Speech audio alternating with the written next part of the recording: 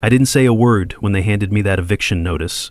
I just slid the 1923 water rights deed across the table and watched 35 McMansions turn into lakefront property. The Willowbrook Estates HOA thought they could steal my grandfather's farm while I was deployed in Afghanistan. These pompous bureaucrats built their perfect suburban paradise on stolen land, complete with tennis outfit Karens patrolling in golf carts. What they didn't know?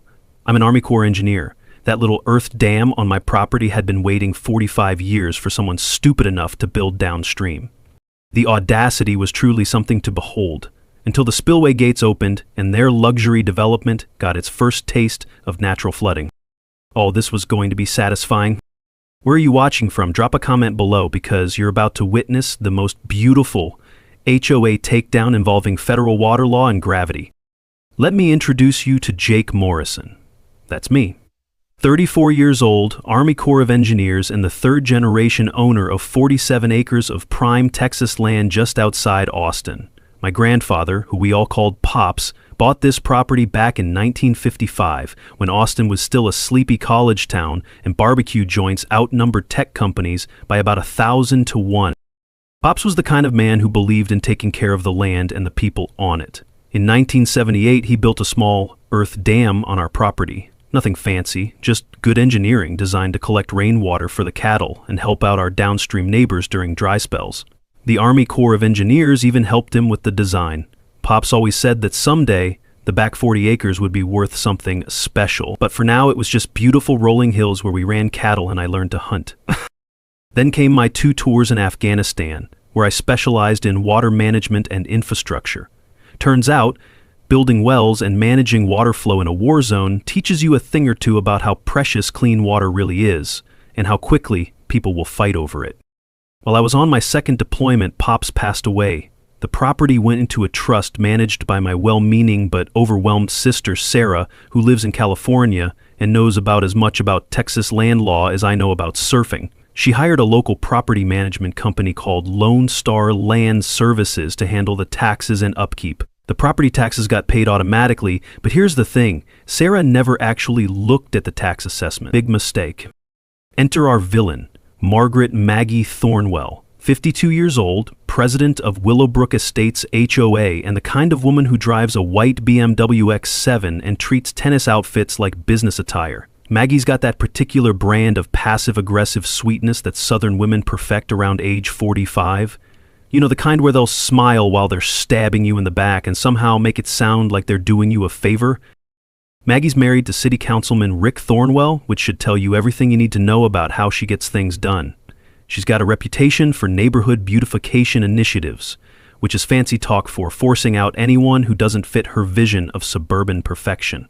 The smell of her expensive perfume can't quite mask the stench of cigarette smoke and entitlement that follows her around like a cloud.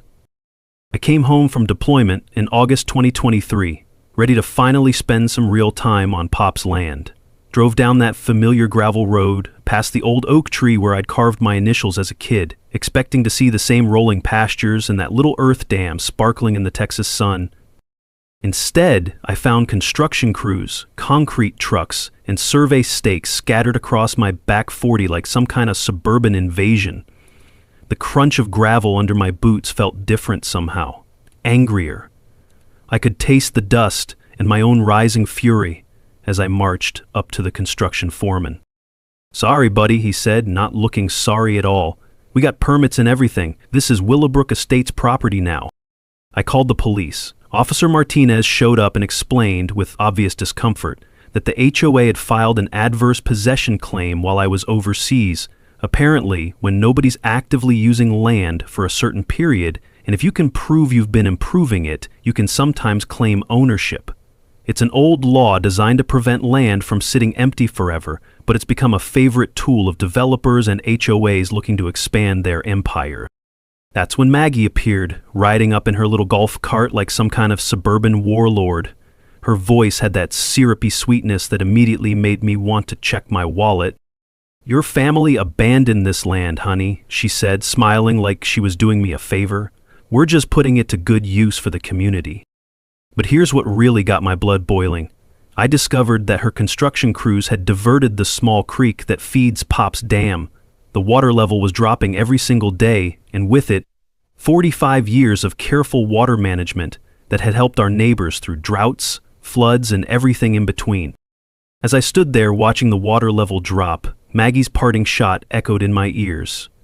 "You should have stayed closer to home, soldier boy." That's when I knew this wasn't just about land, it was war. I hired the first attorney I could find. Big mistake. This guy quoted me $85,000 just to challenge the zoning change. Turns out, while I was serving my country, Maggie's husband, Rick, had pushed through an emergency zoning modification. My family's land went from agricultural pre-validation to residential development zone faster than you can say conflict of interest. But here's where my Army Corps training came in handy. While that overpriced lawyer was shuffling papers and billing hours, I was digging through the county records like I was hunting for IEDs, and just like in Afghanistan, the devil was in the details. I found Pops' original 1978 dam construction permits, and they were beautiful.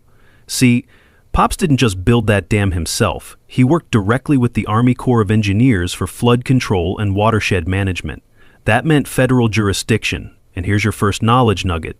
Any dam built with federal guidance creates federal jurisdiction that local HOAs can't override, period. The metallic taste of adrenaline hit my tongue as I realized what I'd found. This wasn't just a property dispute anymore. It was a federal case. But wait, it gets better.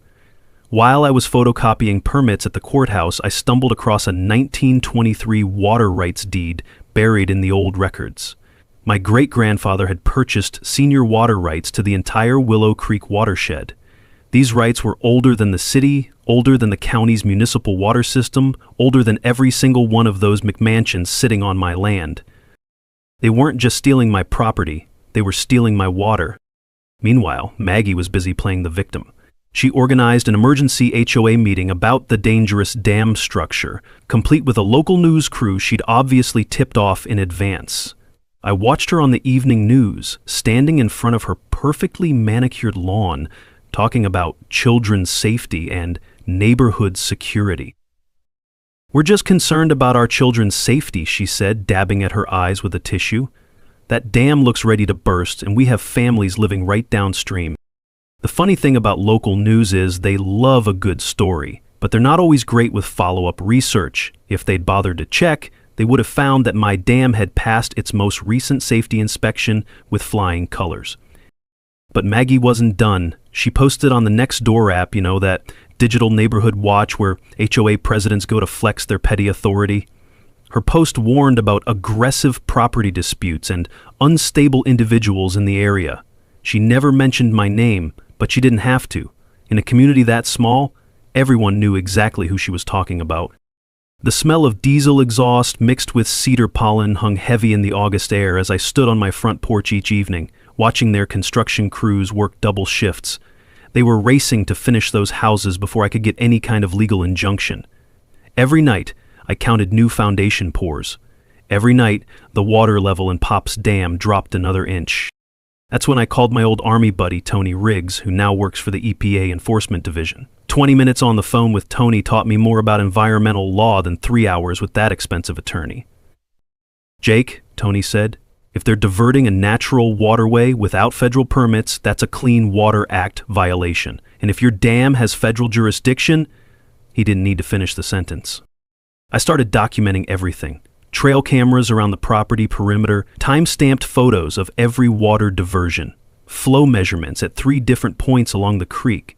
My sister Sarah called from California, begging me to just take the money and walk away. But this wasn't about money anymore. It was about the crunch of gravel under construction boots that had no business being on my land. It was about the sound of Maggie's heels clicking across courthouse marble during zoning hearings that should never have happened. It was about the bitter taste of courthouse coffee during research sessions that revealed just how deep this corruption went. But most of all, it was about that dam. Pops built it to help the community during dry spells. For 45 years, it had been a source of life for our neighbors downstream. Maggie's crew was turning it into a decorative pond for McMansions.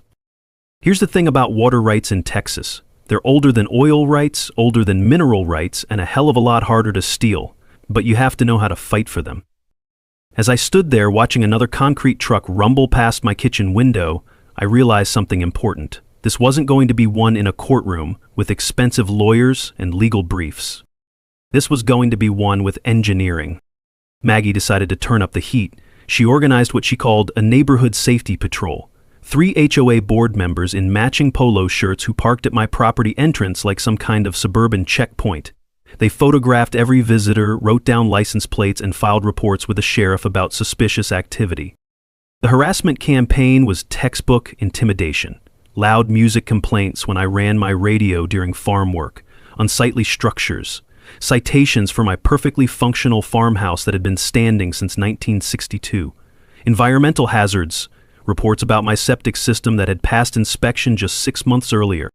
But the real kick in the teeth came when Rick used his city council position to order a wellness check on me through Veteran Services. Apparently, I was a troubled veteran who might be struggling with readjustment issues. The social worker who showed up was apologetic but thorough. She had to check boxes on her clipboard while Maggie watched from her golf cart like she was supervising a military inspection. That's when the coordinated bureaucratic assault began. Building inspector, fire marshal, health department, and animal control all showed up on the same day like some kind of regulatory SWAT team. Each one found minor violations requiring expensive corrections. The building inspector, who happened to be a drinking buddy of Rick's, declared that my front porch needed $8,000 in foundation work. I recognized the squeeze play immediately. It's the same tactic they use in war zones to pressure local officials, overwhelm them with bureaucracy until they give up and cooperate. But 2 can play that game. While they were drowning me in paperwork, I was making some phone calls of my own. Tony Riggs at the EPA was very interested to learn that Maggie's HOA had never filed the required wetlands assessment before redirecting Willow Creek. Turns out, any development that redirects natural waterways requires federal environmental clearance even on private property, and the fines for violations start at $50,000 per day. The smell of fresh concrete curing in the summer heat reminded me every morning that I was running out of time, but my research was paying off in ways Maggie never expected. I discovered that their entire development had been built in what the Army Corps classified as a 100-year floodplain.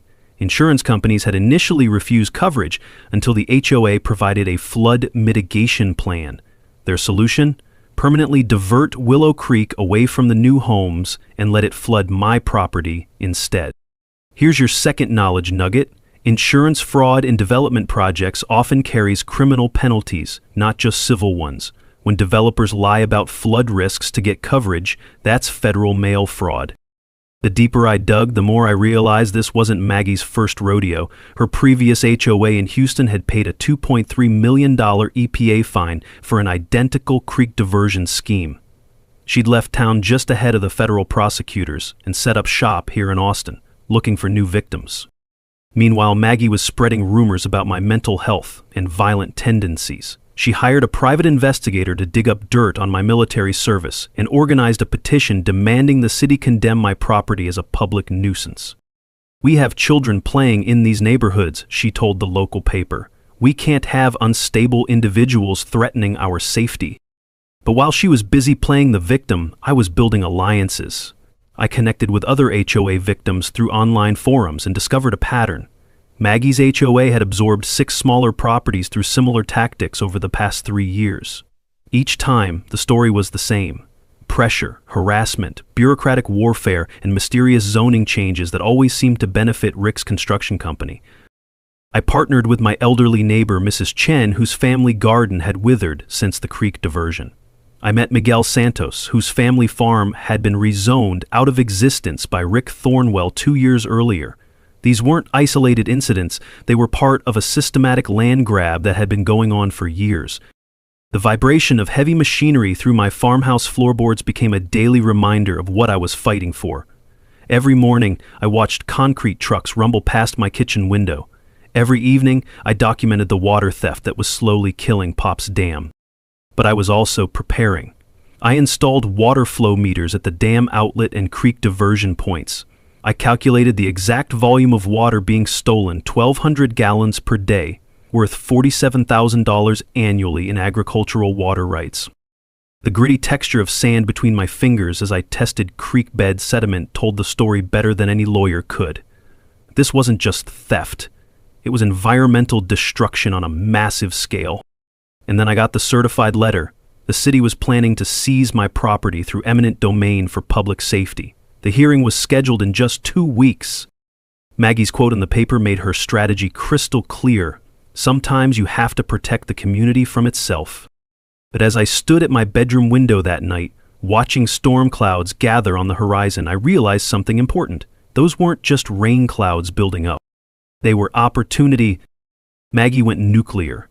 Rick fast-tracked an eminent domain hearing, scheduled for just 2 weeks out, and suddenly the HOA was offering me $180,000 for property assessed at $890,000. The message was clear: take the lowball offer or lose everything.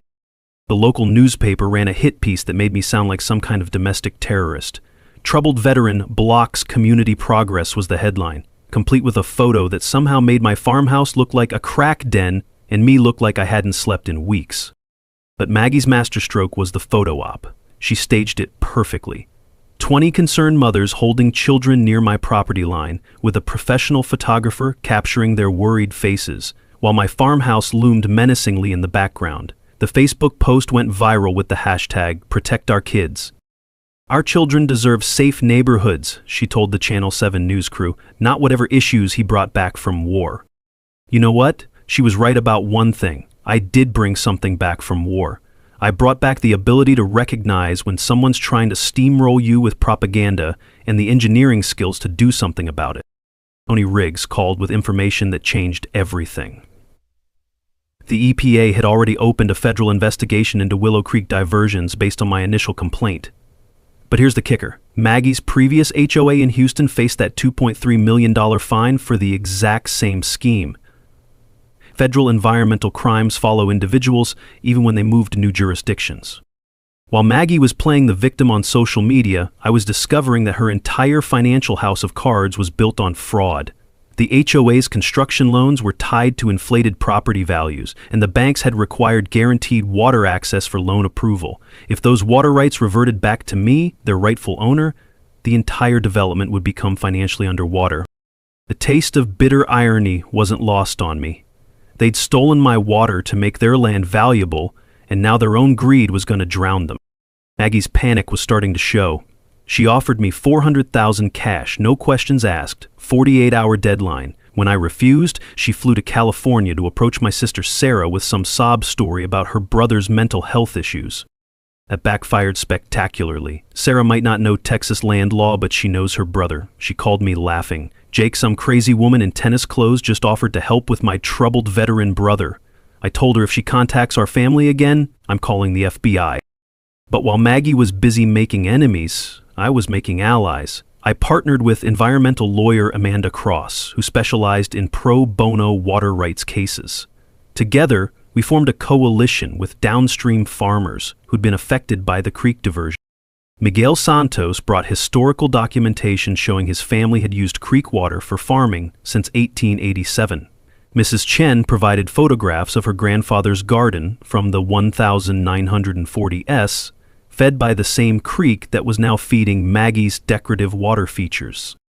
The local Audubon Society was particularly interested to learn that the creek diversion had destroyed critical nesting habitat for several protected bird species.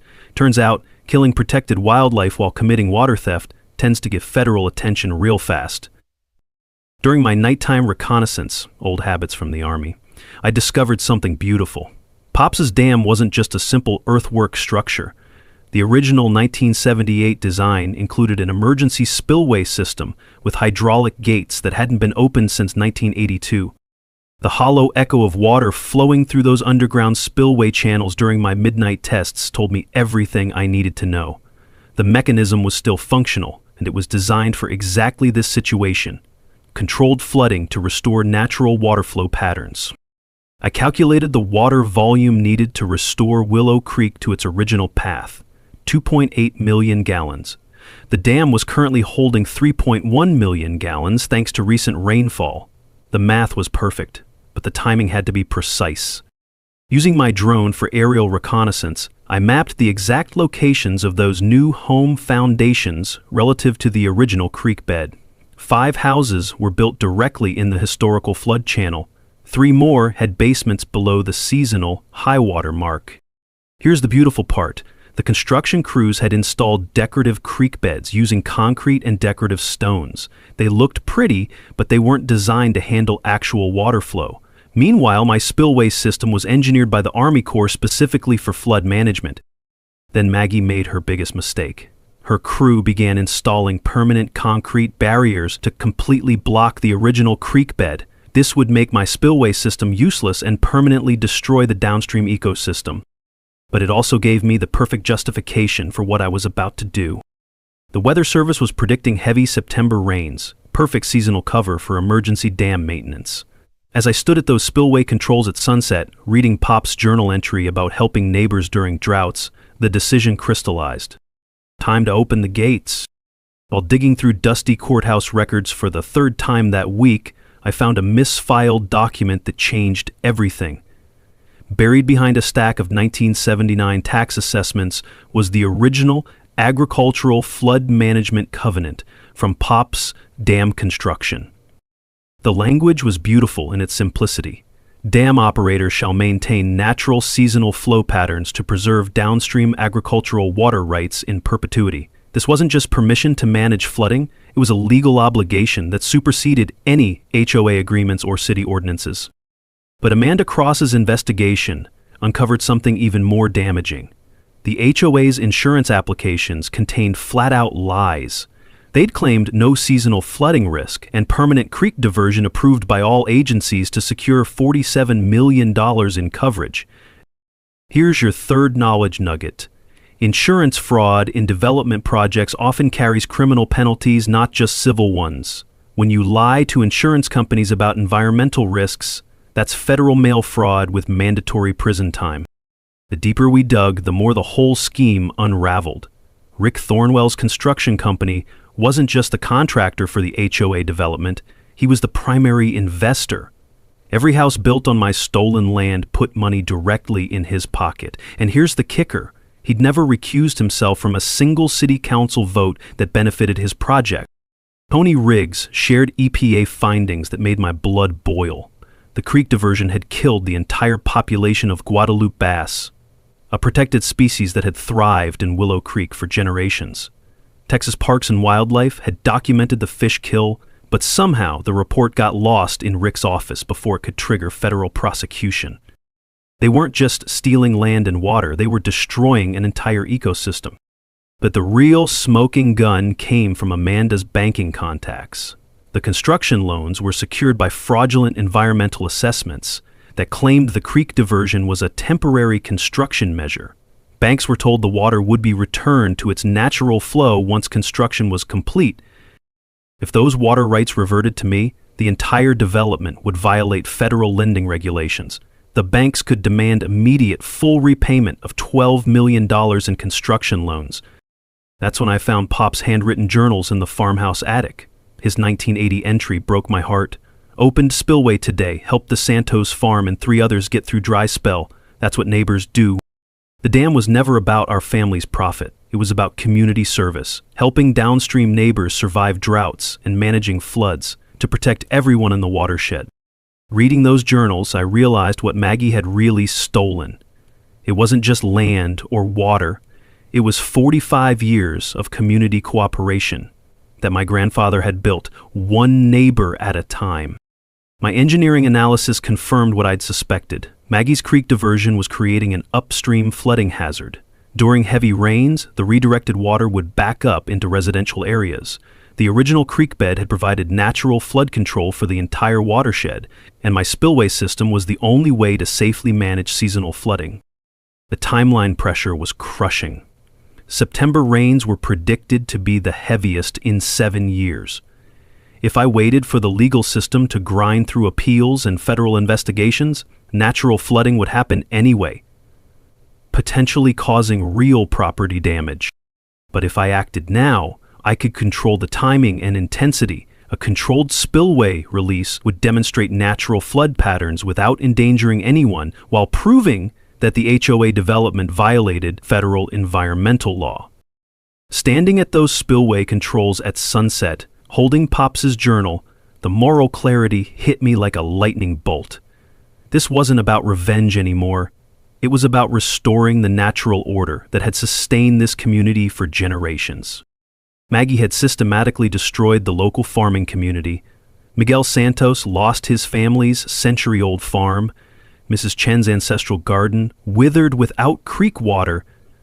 3 other families were forced to sell generational properties to Rick's eminent domain schemes. But the federal environmental investigators were scheduled to visit next month. Perfect timing. If I could demonstrate natural flood patterns before their inspection, it would prove the HOA development violated multiple federal laws. The musty smell of old hydraulic fluid and the dam control mechanisms reminded me that this equipment was built to last. Pops had designed it for exactly this moment, when someone would need to stand up for the creek and the community that depended on it. As storm clouds gathered on the horizon, I made the decision that would change everything. Time to honor Pop's legacy and open those gates. You don't just open a dam without a plan. This wasn't revenge. It was a military operation with legal cover, environmental justification, and community support. First, I assembled my team. Amanda Cross coordinated the legal strategy, filing additional federal complaints to ensure maximum media attention when the spillway opened. Tony Riggs provided federal cover, guaranteeing that EPA investigators would witness what he called our natural flooding demonstration. Miguel Santos documented 40 years of downstream agricultural damage, providing historical testimony about seasonal flooding patterns that proved the creek diversion was destroying generational farming operations. Mrs. Chen offered her property as a staging area and brought credibility as the community's most respected longtime resident. Amanda's legal strategy was brilliant. She filed an emergency agricultural water rights restoration motion, arguing that the dam covenant legally required me to maintain seasonal flooding for downstream agriculture. We weren't breaking the law, we were following it. Here's a crucial knowledge nugget. Agricultural water rights often supersede residential development rights, especially when you have historical documentation proving prior use. The key is having ironclad paperwork that predates any development claims. My technical preparation was pure Army Corps engineering. I created detailed spillway operation plans with precise calculations, controlled release starting at 6 a.m., gradual increase over 4 hours, peak flow at 10 a.m. The water volume was calculated to demonstrate natural flooding patterns without causing structural damage to anything except Maggie's illegal concrete barriers. Safety was paramount. I posted warning signs 24 hours in advance and personally notified the volunteer fire department. This wasn't some reckless flood. It was a carefully controlled demonstration of how water naturally wanted to flow. Amanda contacted environmental reporters from the Austin American-Statesman and local TV stations. Miguel arranged for community members to witness the agricultural water restoration. The strategy was simple. Control the narrative before Maggie could spin it as dangerous veteran terrorizes neighborhood. Our intelligence network was straight out of a spy novel. Mrs. Chen monitored HOA activity through the neighborhood gossip network. Never underestimate little old ladies with time on their hands. The local diner waitress, who happened to be Miguel's cousin, reported on city council closed-door meetings. My Army buddy at Fort Hood provided surveillance drone support for legal documentation. While I was rebuilding spillway controls with modern hydraulic systems, Amanda was waging financial warfare. She contacted insurance companies with evidence of fraudulent applications, arranged for banking regulators to review construction loan documentation, and prepared whistleblower complaints about Rick's conflicts of interest. The beauty was in the timing coordination. Weather Service confirmed heavy rains in 72 hours. Amanda scheduled federal environmental inspection for the same week. Miguel arranged for the agricultural extension agent to document downstream benefits. A perfect storm of natural weather, federal oversight, and community support, all converging at exactly the right moment. But I knew Maggie's psychology. She always escalated when pressured, so I prepared for her predictable responses. Emergency HOA meeting, media smear campaign, probably a restraining order filed through her corrupt judge friend. Amanda drafted preemptive legal responses to each expected attack. The evidence preservation was crucial. I compiled comprehensive photo documentation of the current creek diversion, recorded video testimony from affected farmers and neighbors, and gathered historical photographs showing original creek bed and seasonal flooding patterns. Amanda secured everything in federal court filings for legal protection. Safety protocols included coordination with the volunteer fire department, communication with downstream residents, and detailed notices posted in English and Spanish. I even created an evacuation plan we wouldn't need, just to demonstrate responsible management. The economic warfare was Amanda's specialty. She tipped off state banking regulators about construction loan irregularities, contacted the Texas Attorney General about insurance fraud evidence, and prepared a civil RICO lawsuit alleging a pattern of racketeering. Here's another knowledge nugget. Coordinated regulatory pressure often forces settlement faster than individual lawsuits. When multiple agencies investigate simultaneously, defendants can't fight on all fronts. The smell of WD-40 and machine oil filled the evening air as I serviced all dam equipment and tested spillway gates under minimal flow. Everything worked perfectly. Pops had built this system to last. I stocked the farmhouse with supplies for a potential siege, knowing Maggie would try everything to stop me. Amanda filed protective court orders preventing interference with lawful dam operations. We established secure communications using military-grade encrypted radios. As I stood at those controls for the final equipment check, watching storm clouds build on the horizon, everything felt aligned. Weather forecast confirmed heavy rains in 48 hours. Federal investigators would arrive in 36 hours. Maggie was scheduled for her morning show appearance in 24 hours, probably planning another attack on my character. The timing was perfect. Dawn tomorrow would bring justice. And 45 years of stolen water back to where it belonged. Maggie's desperation reached new levels when she hired private security to patrol my property perimeter. These weren't just rent-a-cops with flashlights. These were the same tactical gear wannabes who work private military contracts and think HOA disputes are combat zones. My trail cameras caught them red-handed trying to sabotage the spillway control mechanisms at 2 a.m. One genius was caught on video attempting to jam concrete mix into the hydraulic lines while his buddy served as lookout. Tony Riggs had tipped off the sheriff's department, and Deputy Rodriguez was waiting in the shadows when they made their move. The arrest was beautiful. Mr. Tactical Vest claimed they were protecting community infrastructure from an unstable individual, but it's hard to explain why you're carrying a bag of quickset concrete at 2 in the morning. Maggie's media blitz was even more desperate. She appeared on the Austin Morning Show wearing her Sunday best and speaking in that trembling voice politicians use when they want to look like victims. Veterans need mental health support, not weapons, she told the host, dabbing at her eyes with a tissue. This man learned to use water as a weapon in Afghanistan, and now he's threatening to wash away children's homes. Rick provided expert testimony as a city engineer about catastrophic dam failure risks, conveniently forgetting to mention that my dam had passed every safety inspection for 45 years. But while Maggie was playing victim on television, my surveillance training was paying dividends. I documented every sabotage attempt, every illegal entry, every piece of evidence that would later prove criminal conspiracy. Tony revealed that federal investigators had been wiretapping Rick's office phone as part of an ongoing corruption probe. These people were more desperate than I'd realized. The legal assault came next. Rick fast-tracked an emergency restraining order hearing for 6 a.m. the following morning, clearly hoping to catch us off guard.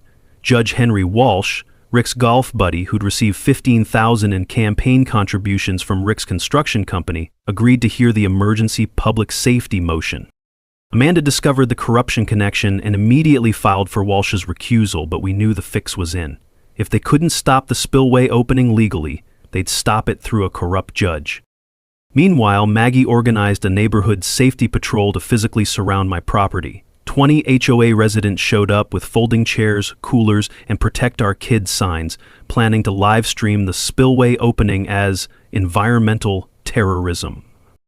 The optics were perfect for her narrative. Suburban families with children versus dangerous veteran with a dam. But Miguel Santos had been busy too. He brought 30 farmers and families to support what we called agricultural water restoration. Mrs. Chen organized a counter-demonstration with historical photos showing the creek in its natural state. Amanda arranged for Audubon Society and Sierra Club representatives to attend. Two competing narratives were about to collide: veteran attacks, families, versus community protects water rights. The technical sabotage escalated when security footage revealed someone had poured concrete mix into the spillway channel overnight, creating a blockage designed to cause actual flooding danger if I opened the gates. This wasn't just harassment. It was attempted murder disguised as vandalism. I worked through the night with a portable jackhammer, clearing the sabotage while documenting every chunk of concrete as evidence. The metallic taste of exhaustion mixed with fury as I realized how far they were willing to go. Rick used his city council emergency powers to declare my property an imminent public hazard, authorizing the fire department to secure the dangerous dam structure. Fire Chief Martinez, one of the few honest officials left in town, privately warned me that this was purely political. "Jake, you've got maybe 6 hours before they force me to intervene," he said. "Make it count." The insurance investigation breakthrough came at the perfect moment. Amanda's fraud reports triggered a state investigation, and the Texas Insurance Commission froze all HOA development insurance policies. Without valid insurance, the construction company faced immediate work stoppage. Financial pressure was finally hitting where it hurt: Maggie and Rick's wallets. Tony moved the EPA inspection up 24 hours due to credible sabotage reports. Federal agents were now en route, arriving at 8 a.m. If the spillway opened during their inspection, it would become federal evidence of proper water management. But Maggie's final gambit was the cruelest. She contacted Veterans Mental Health Services, claiming I'd made suicide threats and needed an involuntary psychiatric hold. The VA social worker arrived at my farmhouse at 5:30 a.m., just as I was preparing for the spillway operation. I had to convince her I was mentally competent while simultaneously preparing to flood a subdivision, not exactly a normal Tuesday morning conversation. Sarah called from California, her voice breaking. "I can't lose my brother too. Please, Jake, this isn't what Pops would want." For a moment, I almost cracked. Then I found Pops' final journal entry about standing up to bullies, and my resolve hardened like concrete. Sometimes you have to flood the valley to save the creek. At 7:02 a.m., with federal agents watching and the morning sun painting the sky orange, I opened the spillway gates to 25% capacity. The sound was magnificent, not the violent rush of destruction, but the gentle whisper of water returning home. For the first time in 18 months, Willow Creek began flowing in its original bed, exactly where nature intended. Miguel Santos knelt beside the restored creek and cupped the clear water in his weathered hands, tears streaming down his face. "This is the water that fed my grandfather's farm for 60 years, he whispered. Maggie's reaction was immediate and predictable. She screamed at the federal agents to arrest the terrorist, her carefully composed morning show demeanor cracking like cheap paint. EPA agent Sarah Kim calmly explained, "Ma'am, this gentleman has the legal right to operate his agricultural flood control system." But Maggie was live streaming on Facebook, her voice rising to near hysteria. "He's flooding our children's homes. This is what happens when we let unstable veterans have weapons." Except the water wasn't flooding anything. It was flowing exactly where it belonged, in the original creek bed that her development had illegally blocked. Local news helicopters circled overhead, broadcasting the spillway operation live. The Austin American-Statesman reporter was interviewing downstream farmers about their restored water access when Maggie tried to hijack the interview. "This veteran is using military training to attack civilians," she shrieked.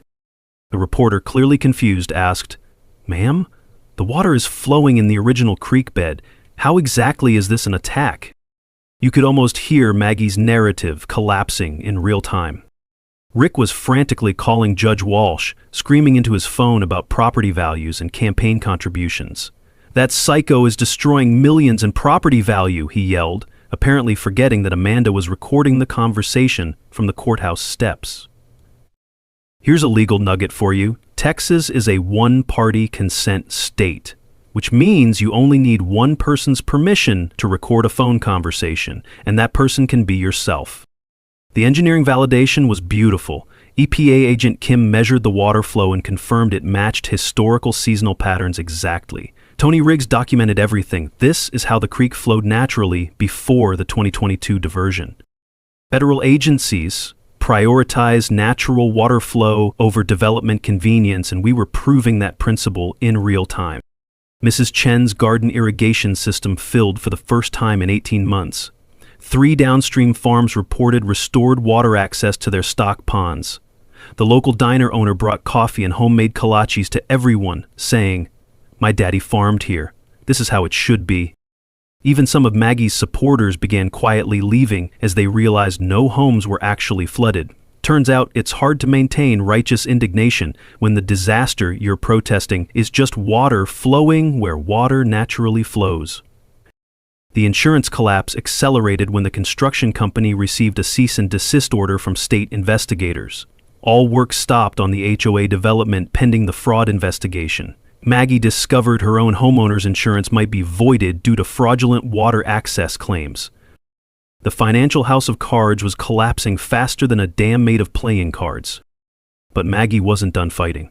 She called Rick in a panic. "Get your trucks down here and block that spillway." Rick, apparently having learned nothing from the arrest of his security team, sent 3 concrete trucks to accidentally spill their loads across the creek bed. Federal agents immediately arrested the truck drivers for interfering with a federal environmental investigation. Turns out, interfering with federal environmental enforcement is a felony, not a civil matter. The technical success was everything I'd calculated. Water flow stabilized at optimal levels for agricultural and environmental needs. No flooding of residential areas. The creek stayed within its natural banks, exactly as 45 years of seasonal patterns had proven it would. My Army Corps engineering had been perfect. The political fallout was swift. City Councilman Martinez arrived and publicly demanded Rick's immediate resignation. "This corruption has made our city a laughingstock," he announced to the gathered media. "You're done." Federal investigators expanded their probe to include RICO charges for systematic land fraud. Tony told me later, "This is the smoking gun we needed for criminal prosecution." But the sweetest moment came when Maggie realized her $2.3 million investment was now worthless without fraudulent water access. She screamed at me across the creek, "You've destroyed everything! 35 families!" My response was calm, measured, and loud enough for every camera to catch. "No, ma'am, I restored everything. Your families can buy water rights legally, just like everyone else has to." Maggie stormed off, threatening federal lawsuits that would never materialize. As Miguel's extended family arrived with homemade tamales and cold beer, and Mrs. Chen brought a traditional Chinese tea ceremony to bless the restored creek, I realized something important. This was never about revenge. It was about community, the kind Pops had built one neighbor at a time, one drought at a time, one act of generosity at a time. The media narrative had shifted completely. Environmental groups hailed the spillway operation as a model for ecosystem restoration. The original Veteran Floods neighborhood story became Community Reclaims Stolen Water. Sometimes the truth flows as naturally as water finding its way home. Judge Walsh's courtroom at 2 p.m. was packed tighter than a can of sardines. Media crews, farmers, HOA residents, and federal agents filled every seat, with overflow crowds watching through the windows. You could feel the electricity in the air. This wasn't just a legal hearing, it was a community reckoning. Maggie arrived with a 3-piece suit army, high-powered Houston attorneys, expert witnesses, and enough legal firepower to take down a small government. She'd traded her tennis outfit for a conservative black dress and pearls, playing the role of concerned community leader defending innocent families. I showed up with Amanda, wearing a simple button-down shirt and Pop's old cowboy hat. Sometimes the best armor is just being comfortable in your own skin. The gallery was divided like a wedding gone wrong. HOA supporters on the left clutching their Protect Our Kids signs, farming community on the right with weathered hands and determined faces. Maggie's attorney opened with dramatic flair, presenting photos of muddy construction sites and claiming $2.7 million in flood damage from my spillway operation. They wheeled in a psychiatrist who'd never met me but was happy to diagnose combat revenge fantasies based on newspaper clippings. "Your Honor," the attorney declared, gesturing toward me like I was a war criminal, "this disturbed veteran is using military engineering knowledge to terrorize innocent families. He's turned water into a weapon of mass destruction. The courtroom buzzed with whispers until Amanda stood for our response. She presented the 1978 Agricultural Flood Management Covenant that legally required seasonal flooding. EPA agent Kim took the stand and testified that my spillway operation had restored natural water flow patterns without causing any actual property damage. Historical photographs proved current water levels matched 60 years of natural seasonal patterns. Here's your final knowledge nugget. Legal water rights documentation always trumps recent development claims, especially when you have federal environmental agencies backing your position. Then Tony Riggs took the stand as EPA enforcement officer. His testimony was devastating. The HOA development had violated 3 separate federal environmental laws, committed systematic insurance fraud, and destroyed protected wildlife habitat. Judge Walsh squirmed in his seat as federal crimes were detailed in his courtroom. You could see him calculating whether his political loyalty to Rick was worth potential federal prosecution for obstruction of justice. The breaking point came when Amanda called Rick as a witness. Under oath, he admitted to fast-tracking zoning changes while I was deployed overseas and revealed his financial stake in the construction company. When Amanda played the recorded phone conversation about destroying property values, Rick exploded. "This is a federal setup," he screamed, storming toward the exit. "We did nothing wrong." His own words, captured on audio, proved the conspiracy better than any prosecutor could. But the real emotional power came from community testimony. Miguel Santos described 3 generations of farming destroyed by the creek diversion, his voice breaking as he talked about his grandfather's dreams dying with the stolen water. Mrs. Chin showed photographs of her family garden, lush and green before the diversion, brown and withered after. Her quiet dignity spoke louder than any legal argument. Fire Chief Martinez testified that the spillway operation was professionally executed with 0 safety violations. Downstream property owners confirmed their agricultural water access had been fully restored. Then Maggie took the stand for what became her final performance. "He came back from war damaged, Your Honor," she said, pointing at me with trembling fingers. "He's taking revenge on innocent families using psychological warfare against children." She claimed I'd threatened her safety and described the spillway operation as environmental terrorism designed to destroy property values and traumatize residents. When Amanda called me to testify, the courtroom went silent. I presented Pop's journals documenting 40 years of community water sharing, explained my Army Corps engineering calculations, and spoke directly to Judge Walsh. "Your Honor, I didn't flood anybody. I restored a creek that was stolen from my family in this community for 45 years. The mic drop moment came when Amanda presented final evidence, documentation of Maggie's Houston HOA paying $2.3 million in EPA fines for an identical creek diversion scheme. The federal prosecutor stood and announced a criminal investigation into interstate water fraud conspiracy. The courtroom erupted as the scope of the corruption became clear. Judge Walsh had no choice. He denied all restraining order requests, ruled that my spillway operation was legal and beneficial, and ordered the HOA to cease all interference with federal environmental investigations. His warning to Rick was pointed. This court will not obstruct lawful federal environmental enforcement. As federal agents escorted Rick from the courthouse while banking investigators served additional warrants, Maggie found herself surrounded by reporters with nowhere to hide. She refused all comment and sped away in her BMW, probably already calling moving companies. I emerged to cheering crowds of farmers, environmentalists, and curious townspeople who'd witnessed justice flowing as naturally as water finding its way home. Amanda announced the federal RICO investigation at an impromptu press conference, while Miguel thanked me on behalf of every affected family. My statement was simple. This was never about revenge. It was about doing right by the land and the people who depend on it. 6 months later, justice flowed as naturally as the restored creek. Rick Thornwell pleaded guilty to federal conspiracy charges and got 3 years in federal prison. Maggie faced $8.7 million in civil penalties and filed for bankruptcy faster than water rushing through an open spillway. The construction company paid $12 million in EPA fines and got banned from all federal contract work. The HOA dissolved completely, and residents formed a new community association focused on environmental stewardship instead of suburban tyranny. My property value? restored to $1.2 million after the federal environmental designation made it more valuable than any suburban development could. The $340,000 settlement from the insurance fraud investigation went to a good cause. I bought Miguel's family farm at tax auction and returned it to him debt-free. Environmental restoration often increases property values more than development ever could. The community transformation was the real victory. The restored creek now attracts ecotourism, kayaking, birdwatching, and fishing where McMansions were supposed to stand. Mrs. Chin's garden became a demonstration site for sustainable agriculture, and 3 downstream farms reported their best crop yields in a decade. The local diner became unofficial headquarters for the Willow Creek Restoration Association, where farmers and environmentalists planned the next fight against corporate water theft.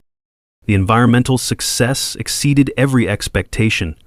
Protected Guadalupe populations recovered to pre-diversion levels within 4 months.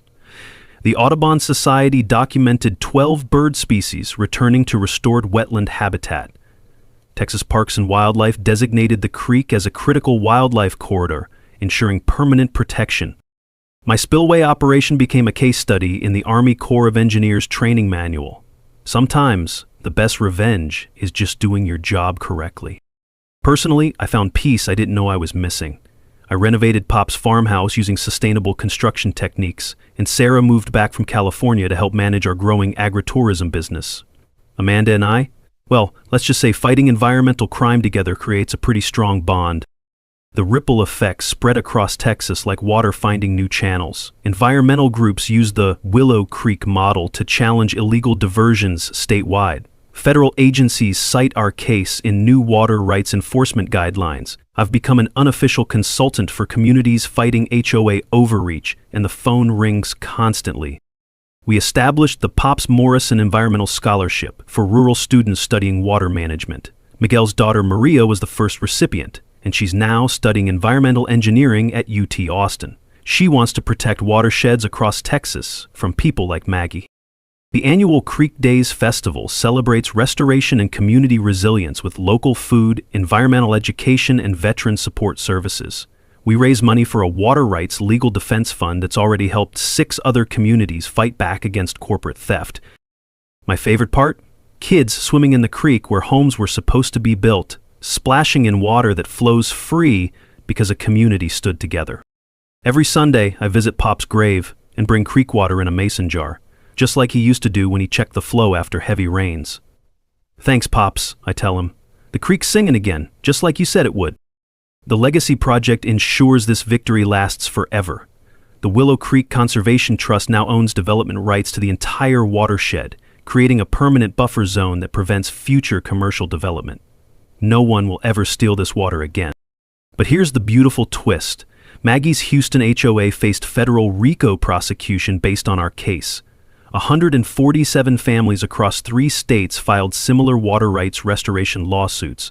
What started as one veteran's fight became a movement for environmental justice nationwide. From my porch each evening, watching that creek flow exactly where it belongs, I'm reminded that some fights are worth everything you've got. Sometimes you have to flood the valley to save the creek. But you don't do it alone. You do it with your community, your neighbors, and people who believe clean water belongs to everyone, not just whoever has the best lawyers and the most corrupt city council connections. If you're fighting HOA overreach, environmental destruction, or bureaucratic bullying, don't give up. Document everything, find allies, and remember, the law is on your side when you're protecting the land for future generations. Drop a comment and tell me your HOA nightmare story. I read every single one and reply when I can, because these fights are easier when we support each other. Hit subscribe if you want more stories about communities fighting back against corruption and winning. And remember, your voice matters, your vote matters, and your creek matters too. Next week, I'm telling you about the city that tried to steal my neighbor's solar farm, so she cut power to City Hall during the mayor's wedding reception. That's a story about a different kind of power, and how one engineer turned the lights out on municipal corruption. Water finds a way, justice finds a way, and communities that fight together win together. Willow Creek flows free, y'all, and it always will.